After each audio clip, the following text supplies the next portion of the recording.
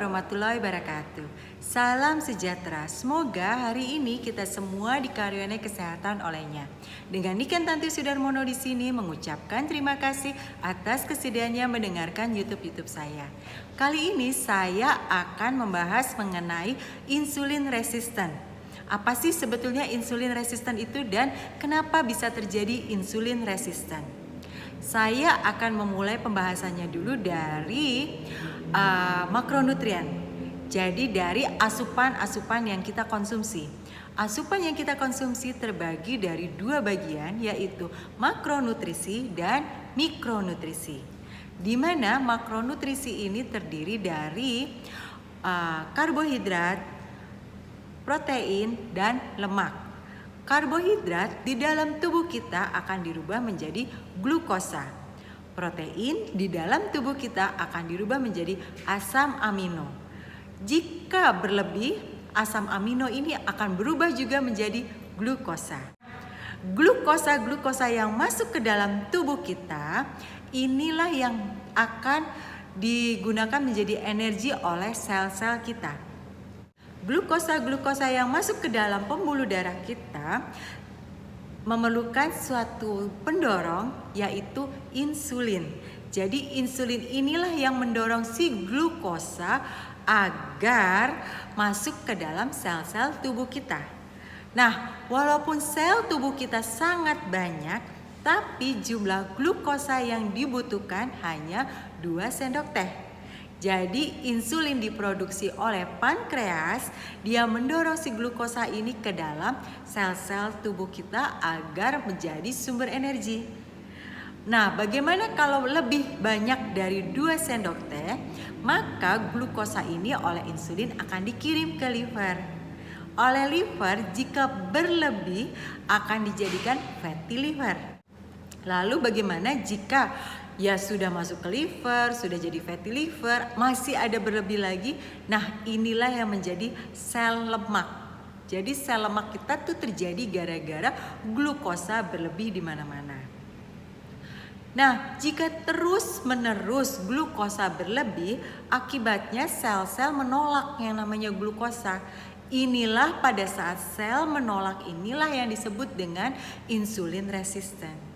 Jadi kalau ada yang bilang saya nggak mau dong menyetop karbohidrat karena nanti saya jadi insulin resisten, itu salah besar. Karena justru karbohidrat yang berlebih inilah yang menyebabkan sel tubuh kita ngambek. Udah deh, nggak mau lagi deh saya terima glukosa ini, stop ya, saya nggak mau lagi terima. Akibatnya dia tidak disebut sebagai insulin resisten, menolak si insulin ini. Insulin resisten yang terus-menerus ini dapat menyebabkan penyakit-penyakit tertentu, yaitu diabetes tipe 2 dan PCOS. Nah, yuk sebelum sampai ke diabetes kedua, kita mulai amati tubuh kita ini lagi insulin resisten atau enggak.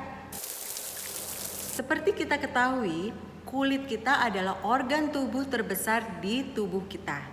Nah, jadi sebetulnya tubuh kita ini sangat baik kepada kita karena dia sudah memberikan tanda-tanda awal insulin resisten. Jadi dia sebetulnya sudah berbaik hati pada kita. Jangan tunggu sampai hasil lab mengatakan kalau sudah terkena diabetes tipe 2. Yuk kita amati dulu, ini tubuh udah insulin resisten belum? Tanda-tanda insulin resisten yang terjadi pada kulit adalah kehitaman di leher. Jadi jika leher udah mulai ada kehitaman, baik di depan, di belakang, atau di punggung, itu adalah tanda-tanda dari insulin resisten. Atau jika menggelap di ketiak, itu juga insulin resisten. Atau juga jika di buku-buku jari ini membengkak dan menghitam, itu juga tanda-tanda insulin resisten. Selain itu, tanda-tanda insulin resisten di kulit lainnya adalah skin tag. Skin tag itu kayak tai lalat yang tiba-tiba muncul, ya suka banyak. Nah, itu adalah tanda-tanda insulin resisten. Biasanya senangnya teman-teman di cutter, jadi kayak di laser biar hilang. Padahal sebaiknya kita perbaiki akarnya, perbaiki cara makan kita karena itu sebetulnya pertanda insulin resisten. Lalu yang berikutnya lagi adalah kerontokan rambut. Lalu ada juga yang disebut dengan jerawat. Jadi kalau jerawat terus-menerus, cek makannya. Terlalu banyak karbohidrat enggak? Manis-manis itu kita samakan dengan karbohidrat. Jadi gula itu adalah karbohidrat. Nah, sumber karbohidrat lainnya adalah di mana lagi selain di gula? Bisa di susu, ingat ada laktosa, gula susu. Lalu bisa juga di buah, bisa di sayur, dan ingat ada yang disebut dengan hidden karbohidrat. Hidden karbohidrat itu adalah apa? Karbohidrat yang tersembunyi biasanya terdapat di dalam saus-saus. Saus-sausnya, saus tomat, saus sambal, itu biasanya terdapat hidden karbohidrat yang cukup besar. Nah, yuk kita perhatikan asupan kita. Jangan bilang nggak apa-apa nih jerawatan karena saya mau menstruasi. Itu bukan nggak apa-apa, itu udah salah satu alarm dari tubuh kita.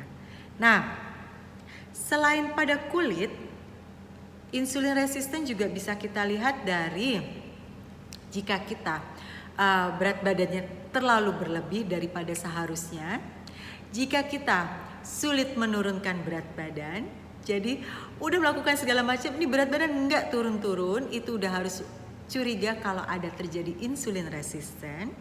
Lalu juga makan rasanya nggak kenyang-kenyang, pengen makan terus, itu juga insulin resisten. Jadi kadangkala kalau saya usulkan supaya nggak makan nasi, ada aja pertanyaan, nanti saya kelaparan dong. Itu tanda insulin resisten. Hati-hati. Lalu juga selalu ingin makan manis setelah selesai makan. Jadi setelah selesai makan mencari dessert karena mulut rasanya nggak enak nih, ingin makan manis-manis. Itu tanda-tanda insulin resisten. Yang berikutnya lagi, udah makan manis tapi tidak bisa memuaskan rasa keinginan akan rasa manis itu. Terus aja pengen cari yang manis. Itu juga insulin resisten. Lalu setelah makan mengantuk, setelah makan rasanya capek, itu juga adalah tanda-tanda awal dari insulin resisten. Tanda-tanda insulin resisten lainnya adalah jika kita selalu merasa haus dan buang air kecilnya sangat berlebih. Jadi dikit-dikit buang air kecil. Tapi jangan salah, ada beberapa orang yang memang tadinya minumnya sedikit terus lalu berusaha memperbaiki gaya hidupnya dengan minum diperbanyak, pasti awal-awalnya ke belakang buang air kecilnya lebih banyak. Tapi itu biasanya 2 minggu saja.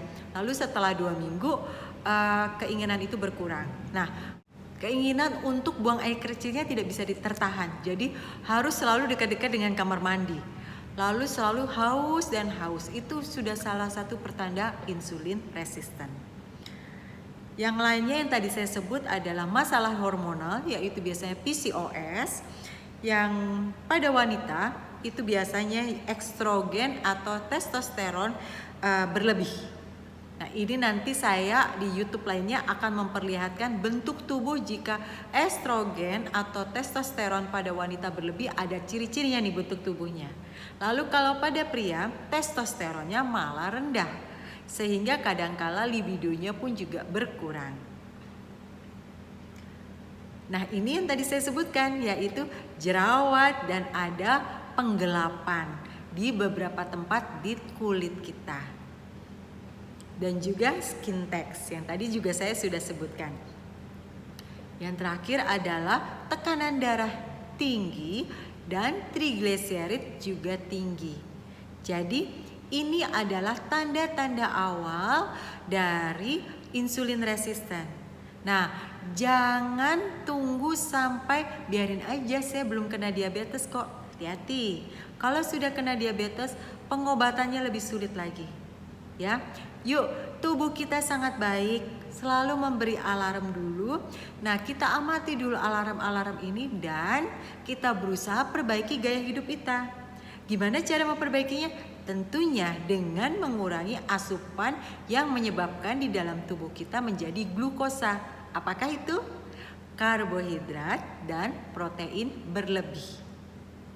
Ingat, glukosa cuma dibutuhkan 2 sendok teh saja. Jangan berlebih. Dan glukosa banyak hidden-hiddennya, banyak tersembunyi. Jadi lebih baik kita makan yang tersembunyi karena pasti sedikit, tapi kurangi yang jelas-jelas terlihat atau stop yang jelas-jelas terlihat. Misalnya contohnya di nasi, di jagung, di kentang, itu yang betul-betul menghasilkan karbohidrat. dan menghasilkan gula sangat banyak di dalam tubuh kita. Terima kasih sudah berkenan mendengarkan. Assalamualaikum warahmatullahi wabarakatuh.